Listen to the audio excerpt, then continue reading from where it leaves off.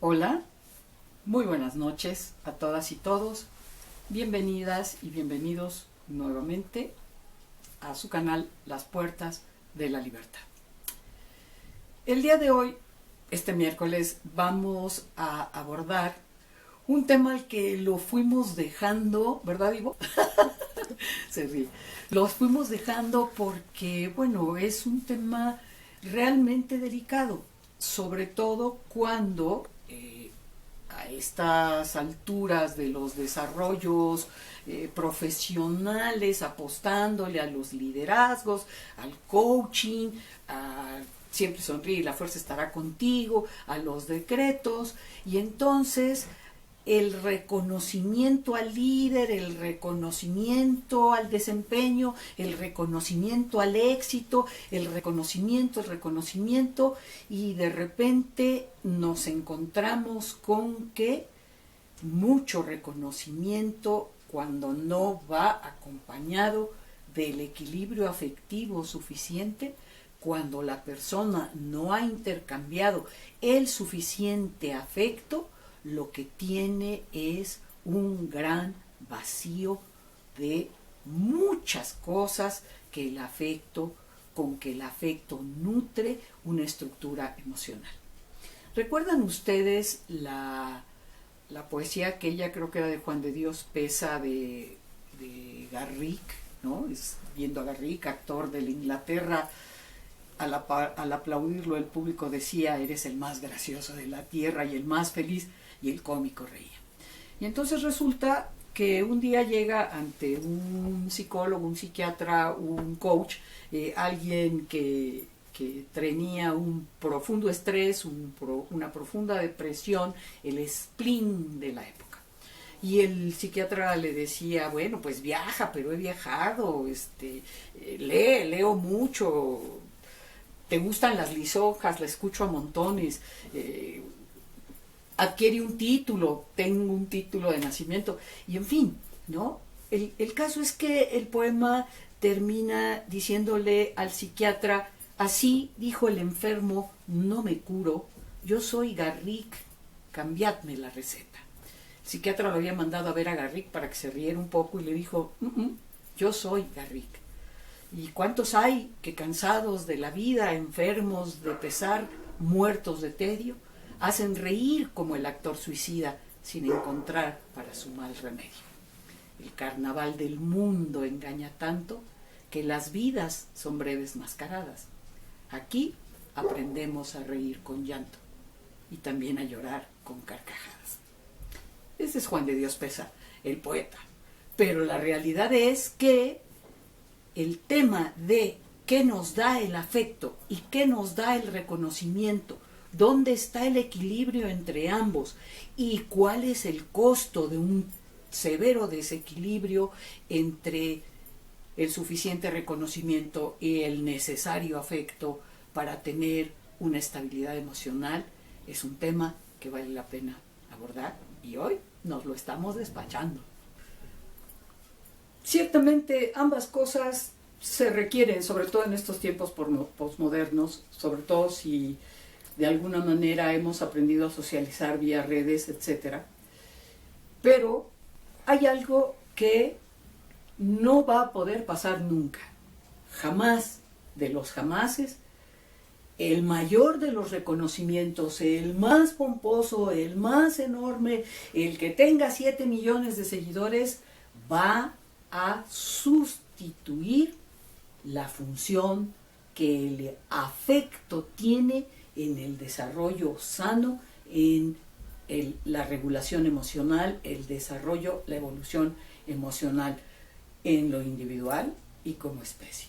¿Cuál es la función social o las funciones que tiene el afecto? Bueno, pues de entrada, lo primero que hace es ir afirmando un yo. Es decir, cuando la persona recibe afecto y se siente querida o querido, ¿sí?, lo que está recibiendo es un reconocimiento a un lugar, a lo que le llaman la otridad. Yo te reconozco a ti frente a mí. Todo esto que las grandes culturas comunitarias realzan: tú eres porque yo soy, los otros que no son si yo no existo, decía Octavio Paz. En esa otridad, cuando somos reconocidos, es porque somos apreciados, nos sentimos apreciados porque recibimos afecto, recibimos consideración, cuidado, respeto. El afecto es todo eso y mil detalles más, porque las personas tienen sus maneras particulares, las culturas tienen sus estrategias emocionales de darle a los demás su lugar por la vía del afecto. En África cantan canciones, hay el bautizo, etc. Entonces, nosotros tenemos que, hay una transaccionalidad emocional en el afecto. Damos recibiendo y recibimos dando. Y esto, bueno, pues puede también llevar a afirmaciones de tipo autoestima, seguridad, etc. Así tenemos que ese placer de sí mismo, de ser nosotras o nosotros mismos desde el vientre materno, cuando nos sentimos queridas y queridos, cuando recibimos afecto, va a ir ocupando su lugar o va a ir generando una especie de proyección cuando tenemos que ocupar un lugar socialmente hablando. Entonces pasamos al terreno de las funciones del reconocimiento.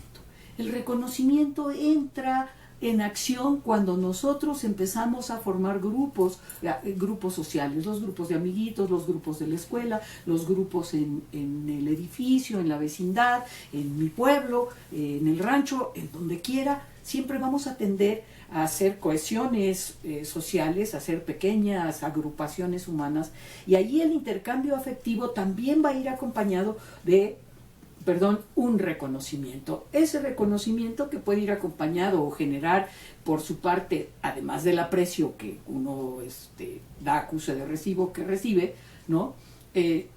Está el prestigio, está la proyección de una valía, una proyección social, y esto también es transaccional, porque nosotros vamos dándole, por ejemplo, a nuestra profesión un mayor realce, un mayor valor, gracias al reconocimiento de nuestros pares o de los no pares, un reconocimiento corporativo, cuando dentro de una empresa, dentro de una agencia, dentro de un campo profesional, hay ese reconocimiento que dicen, esta sí sabe, esta sí puede, esta sí entiende, a esta sí le escucho, su trabajo me parece relevante, etcétera. Y esa parte de reconocimiento también tiene funciones relacionadas, obviamente, con la autoestima, con la seguridad personal, con